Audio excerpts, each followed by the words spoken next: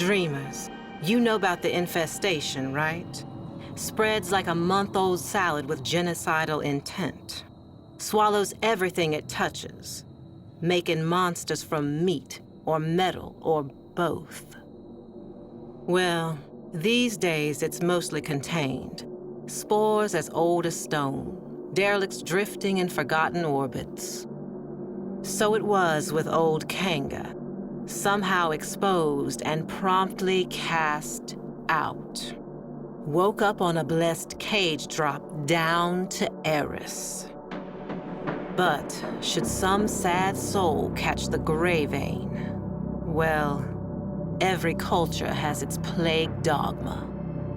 But maybe there's something more to this infestation, something we all missed. Turns out, Kanga didn't find void in that hell nest, no. He found a survivor. Little boy, Arlo, died 3 years ago, yet there he was. Lost his voice, but gained his life. And somehow saved old Kanga with the slightest touch of his slender hand. My mother was a cynical woman, smart as she was cruel. Nora, she said, no disease spreads faster or further than the ones in our head. She was talking about ideas. Mine was that old Kanga and his Wonder Boy would have been splayed out in some bio-trader's lab by now, or blood studies for the Grenier Command. Dreamers, I was wrong. Kanga's gray vein was just the beginning. White lung, parasitic liver, clone rot, even bone spurs. Turns out this kid, Arlo, is a healer. So many questions. An idea like that is like a flare dropped in Vol gas. Now the sick and curious are flocking the rails to see this emissary of Eris. And who speaks for Arlo the Mute? Why, old Kanga, of course. No more the outcast. It is he who is spreading the word of Arlo's gift. Even you, dreamers, may soon hear it.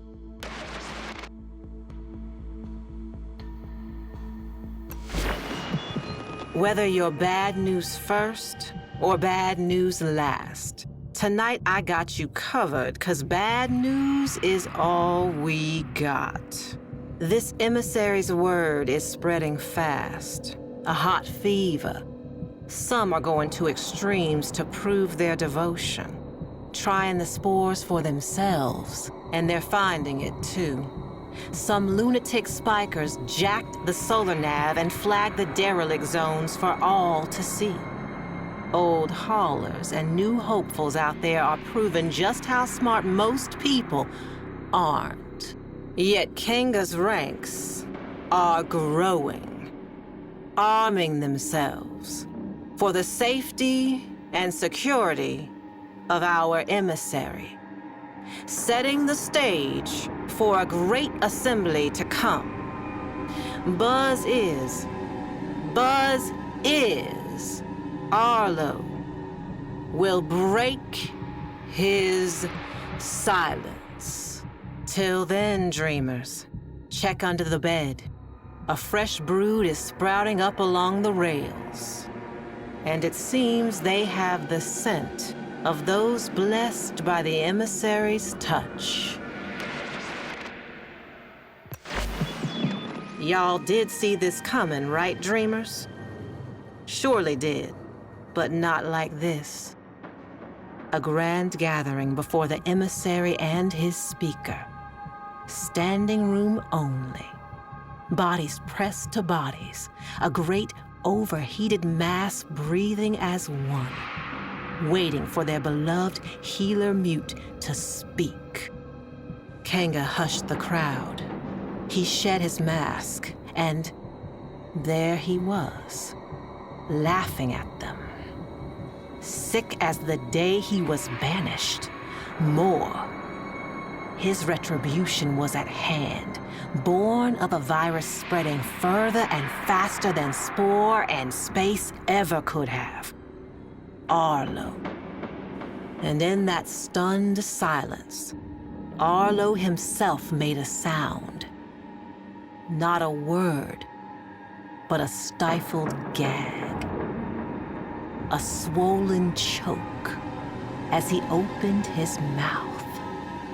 And there it was, pointed, black, a tongue, but not, snaking and bulging and splitting him apart.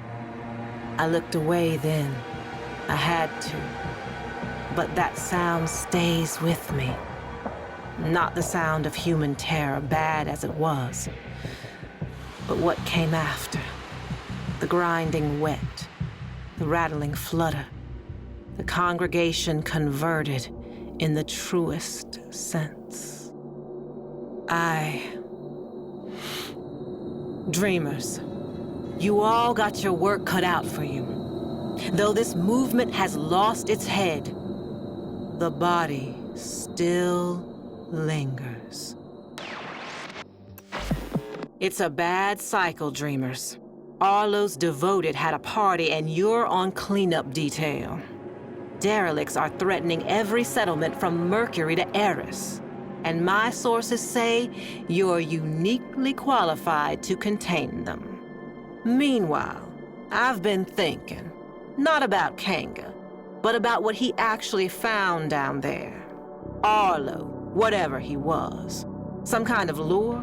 An evolution to bait us in? Is there more to this infestation than fangs and acid? I know what my mother would say. The people saw what they wanted, heard what they hoped, and human nature did the rest. Still, I'm hearing rumors. The mass on Eris is in turmoil, and nobody, but nobody wants to check it out. It's seething. And if it's not thinking about this whole ordeal, baby, it's feeling it. This is Nora Knight, saying for now, dreamers, so long and hold on. And listen, should you ever happen upon some vacant-eyed little kid someday, whatever you do, don't take him home.